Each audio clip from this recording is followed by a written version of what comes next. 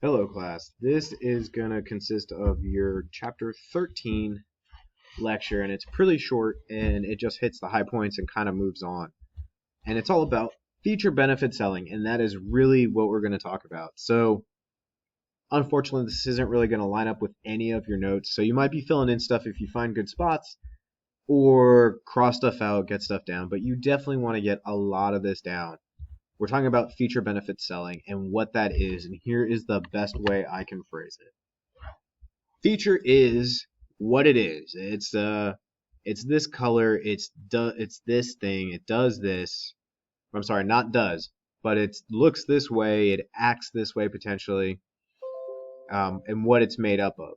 The benefit is what it does, and I have a couple examples coming up to really kind of define. But remember, the feature is that's exactly how it is. What it is. Describe exactly, you know, what, where, all of those details, and the benefit is what it does itself or what it does for somebody, that sort of thing. And the best way to describe this is with examples.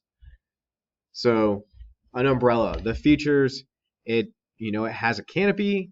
It might be made of cloth or some synthetic material that is water resistant. It might be extendable. It might also be a cane. Might have a wooden handle. It might have the air pass through on the top. All of those are features. What it does, it keeps the water off of you when it rains, or keeps the sun off of your head when it's bright out. Those are the benefits. Let's look at one more. So, kind of going old school. But before the iPhone, there was the iPod. And 1 GB of memory, oh my gosh. And we have storage for 1 GB of MP3s. That's the feature. The benefit is you have thousands of songs at your disposal in your pocket.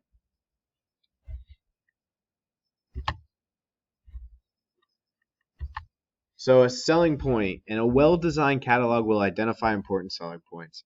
And the selling point is the function of a product feature and its benefit to the customer. So I don't know the last time I've seen a lot of catalogs out in the mail, although they are coming back, and I actually brought in an Amazon catalog because I got an Amazon catalog around Black Friday or just before it. And I thought that was really interesting.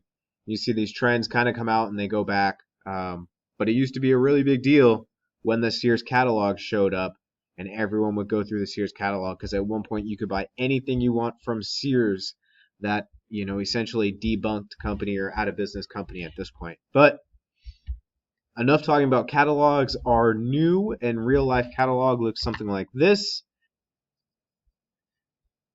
This is an Amazon webpage, and as you can see, we have a lot of our details. We got the picture of the item, and our highlights are kind of right there, right? We have a lot of pictures on the bottom that we can scroll through and choose different things. We have the 2-pack LED rechargeable XHP 70, the name of the item, and then a lot of details here. And I don't like the way this is written, but we're going with it for right now. And then you have all of these various bullet points about the actual product.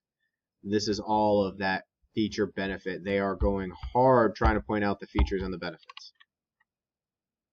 So, moving right along, we have 3 different forms of product features, and I can get all these definitions up here. So, your product feature is either basic, physical, or an extended attribute of a product or purchase. Your basic features are the ones that are incredibly obvious. Things like if we're talking about an oven, the oven has knobs, it has a door handle, it cooks things. What you expect it to do is the basic feature. The physical features are the tangible attributes that help explain how a product is constructed. It's all of those, the materials that it's made out of, whether it's the handles or the knobs. I'm still thinking about an oven. Apparently I'm thinking about food, but it's all of those qualities and attributes that actually physically make up the actual product. And then an extended product feature are those intangible things, is the word being used here. And intangible is all those things you don't necessarily think of. And when I think of intangible, I think about the way we feel loyal towards a brand and its company, kind of like Apple potentially. But let's do this and let's kind of go over. Let's go over an oven because apparently oven's on my mind. So some of the product features, right? It is self-cleaning. It might have warming bins on the bottom. It might have 2 compartments if there are 2 compartments. There's some of your general basic product features, right? The physical features might be the stainless steel, might be the tempered glass of the mirror, might be the red knobs, and then your extended product features might be the fact that it's made by Wolf and it's significantly more expensive because it's considered to be a higher quality, that type of thing. So let's keep going. I'm keeping this potentially nice and short. So some definitions here on buying motives, and we'll go over each one.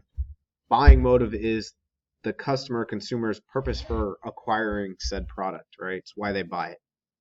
If they have a rational motive, it's conscious. It makes sense for them to buy that.